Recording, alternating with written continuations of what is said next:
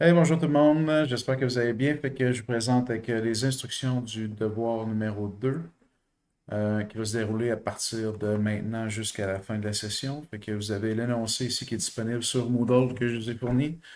Avant de se lancer dans l'énoncé, je vais peut-être juste faire une démonstration, mais en gros, le devoir 2 est la suite du devoir 1, fait que le point de départ du devoir 2 est la solution du devoir 1 que je vous fournis pour vous aider à démarrer correctement. Fait que je vais juste faire une petite démo du logiciel. Donc, donnez-moi une petite seconde.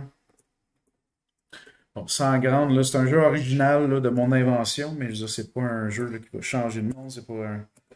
Fait que vous voyez, fait que la première des choses, donc je peux ajouter justement ces éléments-là jaunes, c'est donc des intercepteurs IMSI.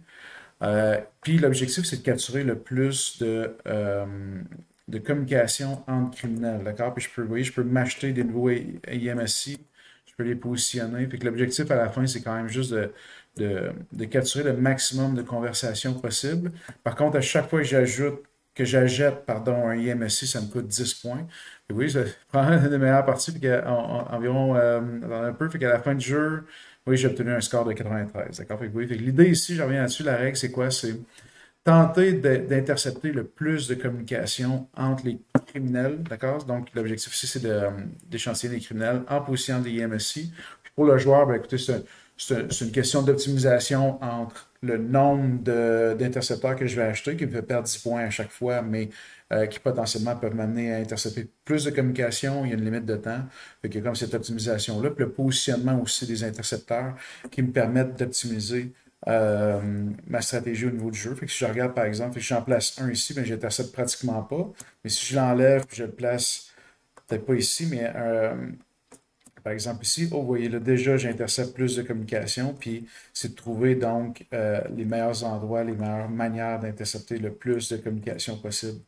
Euh, fait que, fait que c'est ça ici. Fait que, OK.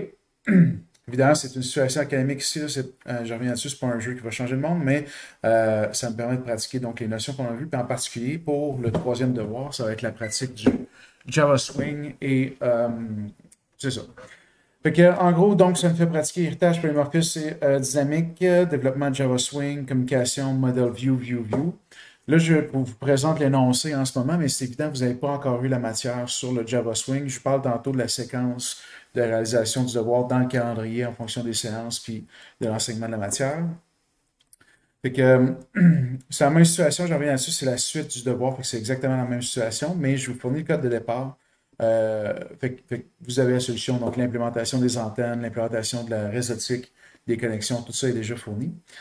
Euh, pour prendre le temps, mais en gros, on va vous demander donc la configuration du cadre, l'implémentation de la mécanique permettant d'ajouter, d'enlever les intercepteurs IMSI, l'ajout des panneaux d'information. Je reviens là-dessus, si vous entendez les mots cadre, panneaux, euh, écouteurs, observers, c'est tous des trucs que vous allez apprendre dans les prochaines séances, d'accord? Fait que je vais faire l'énoncé considérant que vous connaissez cette matière-là, puis à la fin de l'énoncé, je vous explique comment est-ce qu'on va gérer par rapport au calendrier du cours. Euh, Puisqu'il s'agit du dernier devoir, on exige la démonstration d'une plus grande autonomie et initiative. Fait que c'est toujours quelque chose que j'essaie d'encourager, donc que les gens soient capables d'avancer dans le devoir de manière autonome, de prendre des initiatives. Quand il y a des éléments, des instructions, des fois qui manquent un peu de clarté, vous devez analyser la situation, prendre une décision, puis choisir. De mon côté, au niveau de la correction, je suis pas nécessairement, surtout en fonction des instructions que j'ai données, je ne vais pas nécessairement être pénaliser une mauvaise sauf si la stratégie va à l'encontre de ce qui est enseigné, je préfère vous voir explorer, développer votre compréhension de la programmation par l'entremise de ces petits défis-là au niveau de l'énoncé. Fait que prenez le lead, prenez l'initiative de dire hey, j'ai tel problème à résoudre, je vais choisir une stratégie puis je vais l'essayer. Vous avez aussi Timothée qui est l'auxiliaire, évidemment, qui peut vous aider lors de l'implémentation si vous avez besoin de discuter de stratégie ou des éléments comme ça. Pour essayer d'être tout de suite à la réception, vous devriez être capable de lancer le code fourni. Je vais juste montrer rapidement. Si je lance le code de départ, vous allez voir de où ça commence. Euh, oui, vous avez juste ça ici. Il manque tous les panneaux qui sont en haut, puis j'ai aucune fonctionnalité permettant d'ajouter. Ça donne une bonne idée ici de qu'est-ce qui est ajouté comme fonctionnalité à partir du code de départ.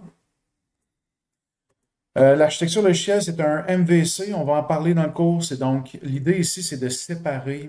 C'est une architecture logicielle qui consiste à séparer toute l'information du logiciel, donc la mémoire et les opérations liées avec les données. Puis la vue qui est vraiment le côté visuel puis, du logiciel.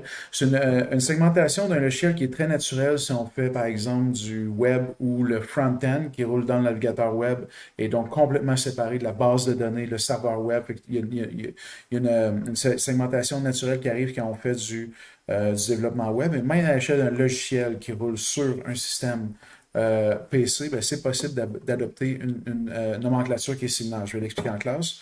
Fait que vous avez ça ici.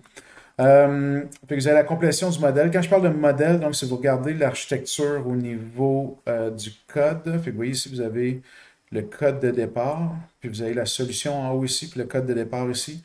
Puis vous voyez, tout ce qui commence par modèle, dans le fond, c'est la mémoire. Observer, c'est un utilitaire, puis tout ce qui est la vue ici va donc être toute la partie visuelle. Fait que ça, c'est fourni. Vous avez l'intercepteur d'onde ici qui va être ajouté. On voit que c'est une classe dérivée d'antenne. Effectivement, on y va par polymorphisme dynamisme, ce qui fait que l'intercepteur d'onde, quand on l'insère, il va implémenter les mêmes fonctionnalités comme si c'était une autre antenne. C'est ça qui fait que même si c'est une nouvelle classe puis une nouvelle fonctionnalité qu'on ajoute à notre système, ça se fait très efficacement parce que justement, on s'insère à l'aide de l'antenne, à l'aide des fonctionnalités qui ont été développées avec l'antenne, qui, elles, fonctionnent déjà. Fait que vous allez voir, c'est donc une force ici de l'héritage qui est donc de s'insérer dans un logiciel existant en utilisant du code, en héritant de code déjà présent. Fait qu'il va y avoir l'ajout, il va y avoir le pointage. Fait que prenez bien note là, quand on parle de gestionnaire de jeu, gestionnaire scénario, c'est deux classes dans lesquelles vous allez avoir du travail à faire du côté du modèle. Ici, on arrive, configuration du cadre. Donc, ça va être d'ajouter, je vais vous montrer comment faire en classe, mais comment configurer. Comment prendre le panneau qu'on a ici, qui est le panneau dessin, s'ajouter un panneau en haut qui va nous permettre après ça de le découper puis d'ajouter un autre ensemble de panneaux. Il va y avoir, je donne par exemple, reprendre un huitième de la hauteur. C'est le genre de paramètres que je donne qui va vous guider pour cette implémentation-là. Je parle de Layout Manager, c'est des trucs qu'on va voir dans le cadre du cours. J-Scroll Bar, la façon de naviguer, donc de scroller au bas, gauche, droite. On parle ici des fonctionnalités avec la souris, ajouter et enlever des intercepteurs. IMSI à l'aide des clics. OK? Donc, il va falloir gérer les événements souris pour ajouter et enlever des intercepteurs. À la limite, le point 5, peut-être, je vais vous lancer quelque chose tantôt, mais peut-être que le point 5 pourriez commencer, après avoir fait le point 3, sauter par-dessus le point 4, puis peut-être commencer le travail sur le point 5, même si vous n'avez pas, je reviens là-dessus tantôt. Fait que donc, je guide ici, donc c'est de gérer les IMSI. Il faut savoir qu'il y a un nombre maximum d'IMSI au départ. Je peux en acheter, donc des trucs comme ça. Il y a la validation. Juste le cadre d'ajouter et d'enlever un IMSI en gérant bouton de droit, bouton de gauche. C'est pas si compliqué que ça, puis je pense que vous pourriez arriver donc à ça assez efficacement. Ensuite de ça, section 6, c'est là qu'on ajoute les panneaux d'information. Fait qu'on a donc les trois panneaux qui s'ajoutent ici, information réseau, information jeu, opération IMSI. Fait que là, il y a des boutons, il y a des pièces d'information qu'on va afficher. Fait que c'est ici. C'est pas très compliqué en passant. De tous les devoirs que je fais, c'est dans les plus simples au niveau de la partie de Java Swing. J'en ai qui sont beaucoup plus élaborés ici, à ce niveau aussi. Fait que je vous encourage là-dessus. C'est pas un projet qui est très, très complexe. Le devoir que vous faites à ce moment-ci, devoir 2, normalement, est quand même plus court, plus simple que le devoir que vous avez fait précédemment. Fait que ça peut vous encourager. Ça ne veut pas dire qu'il est simple partout. Ça ne veut pas dire que vous pouvez y arriver sans comprendre le Java Swing, là, mais normalement, si vous si vous comprenez bien le Swing, ça devrait se faire quand même assez efficacement.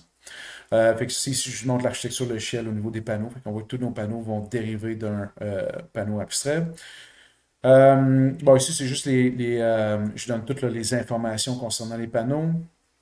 Il y a une petite gestion de message. Je montrerai un J-Option Pane qui permet d'avoir un petit pop-up window sur un truc. Puis conclusion remise, fait que la remise va se faire par Moodle, comme d'habitude, comme vous avez fait pour le devoir 1. Maintenant, ce qui se passe au niveau, je vais juste décoller ça.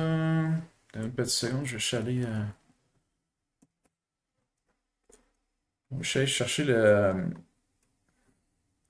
Là, on se fait rattraper un peu. La grève, dans une certaine mesure. J'espère que vous avez bien fait vos revendications, mais bien soutenu vos revendications, pardon. C'est pas tant la grève, ce qui nous mêle le plus, je vais vous dire, c'est surtout le fait que les TP, les séances de travaux pratiques commençaient avant les cours, au début de la session. On n'en a pas vraiment souffert pendant toute la session, mais je ne cacherai pas que là, c'est là que ça nous rattrape un peu, parce que je regardais les cours, on est aujourd'hui le 11, d'accord? Fait qu'on est là. Demain, vous avez une séance de TP. On a l'intra. TP, puis là, c'est le prochain cours que j'ai l'opportunité de vous montrer du swing. Le swing, ça se présente sur 2 séances, d'accord? Ça prend 2 séances. J'ai activé les notes de cours s'il y en a qui veulent le regarder. Fait que, tu sais, ça veut dire que vous n'avez pas toute la matière du swing avant le 28 novembre. Je pense pas que vous avez besoin de toute la matière du swing pour être capable d'avancer dans le devoir, mais ça va définitivement, tu sais, pour vraiment avancer dans la configuration du cadre et tout, ça va définitivement vous prendre la matière du 21 novembre. Bon. Le 12 novembre, qui est donc demain, là, selon mon horaire en ce moment, vous avez une séance de laboratoire. Ce que je vous propose, c'est d'utiliser-la pour étudier, pour bien réussir votre intra. Je pense que s'il y en a qui sont à l'aise de se lancer dans le devoir, allez-y, mais sinon, je vous encourage à vraiment étudier. Faites des exercices pour l'intra. Assurez-vous d'être bien prêt pour l'intra. Je pense que c'est le meilleur investissement que vous pouvez faire. Celle qui m'embête le plus, c'est plus le 19 novembre. Officiellement, je ne peux pas annuler une séance de TP, c'est évident. J'ai pas le. Mais en même temps, c'est difficile de vous dire, écoutez, investissez 3 heures dans le devoir parce que vous n'aurez pas toute la matière pour progresser efficacement. Bon, je dis ça. Dans les faits, je pense qu'il y a quand même manière d'avancer dans le devoir, même si vous n'avez pas la matière sur le swing qui va suivre. Je vous ai expliqué la stratégie. D'un, la section 3, vous devriez être capable d'avancer ici. C'est pas beaucoup de travail, mais ça, vous devriez être capable de le faire même aujourd'hui, sans même la matière. Vous avez déjà tout ce qu'il vous faut. Donc, je viens voir ici, on dit le devoir 2, faites attention, c'est le devoir 1. Avant, il y avait 3 devoirs dans la session, c'est pour ça qu'il y a des confusions. Je vais le corriger là, dans votre version. Le point 4, ça va vous prendre la matière. Puis le point 5, ce que j'avais voulu vous proposer ici, même sans la matière, c'est pas très compliqué. Ce que je propose, c'est de le faire avec ChatGPT, d'utiliser le code, utiliser ChatGPT. Tout est permis ici. Vous utilisez ChatGPT pour le point 5 pour compléter avant le cours.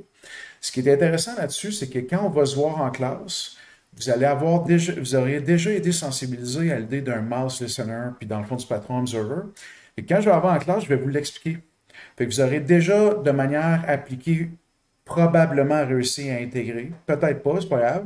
Puis après ça, vous allez avoir la matière, ça va vous aider à comprendre. Puis de toute façon, on va en faire d'autres des observers par la suite, des listeners par la suite. Fait que, l'idée, c'est que je pense qu'il y a comme manière pour vous de progresser dans le point 5 avant que vous ayez eu toute la matière. Donc, dans la séance du 19 novembre ici, ce serait donc de faire le point 5 avec ChatGPT, le point 3 de manière autonome. Le 21 novembre, je donne la matière pour le swing.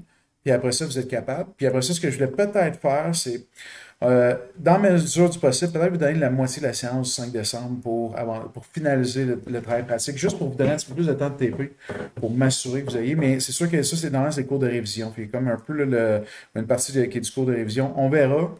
On en reparlera, mais le point, c'est que je pense qu'avec ce plan-là, ça vous permet de ne pas perdre complètement la séance du 19. Après ça, vous avez 2 séances complètes, le 26 et le 3 pour avancer, en plus du temps que vous mettez à la maison. Puis comme je disais, le devoir n'est pas si long que ça. Ce n'est pas un devoir qui est très exigeant, celui-là. Fait que je pense que dans tout ça, là, il a fait qu'on soit un petit peu embêté, là, comme je dis, par rapport au fait que vous n'avez pas la matière tout de suite pour commencer le devoir. Je pense que malgré tout, vous avez les conditions gagnantes pour réussir à remettre à temps. Je pense que la date de remise, c'est le 7 décembre, ce qui fait beaucoup de sens. Je ne veux pas étirer le devoir de toute façon dans les périodes des examens finaux. Là, il faut vraiment que vous vous concentriez sur vos examens à ce moment-là. C'est un peu ce que j'ai en tête à ce niveau-ci. S'il y a vraiment un problème, quelque chose, on ajustera le plan. Vous pouvez parler aussi avec Timothée dans la séance de TP s'il y a des trucs qui vous bloquent. S'il manque d'instruction ou quelque chose, n'hésitez pas à lui demander, ça va lui faire un grand plaisir de vous donner un coup de main. Puis ceci étant dit, bien, écoutez, on se revoit vendredi pour l'intra. Soyez bien préparés. Assurez-vous, l'intra 2, je répète, c'est dans les plus difficiles. C'est le plus difficile de la session, tout simplement, à cause de la matière sur les TDA. D'ailleurs, en parlant des TDA, ça me fait penser. Bon, évidemment, la solution, si vous avez des TDA, mais à l'époque, mon style, vous allez retrouver des éléments similaires, mais à l'époque, je faisais mes TDA un peu différemment. C'est quoi ça? C'est un simplement chaîné. Bon, écoutez, c'est sûr que le simplement chaîné n'est pas très compliqué. Donc, tout ça pour dire, restez pas surpris s'il y a quelques différences par rapport à ce que je fais aujourd'hui. J'aime beaucoup plus la manière dont je me montre aujourd'hui, mais à l'époque, c'est comme ça que je faisais. Fait que, ceci étant dit, écoutez, c'est ma présentation du devoir, puis un peu le plan pour le reste de la session. Fait que, je laisse aller là-dessus. Bonne chance avec tout ça, puis on se voit vendredi.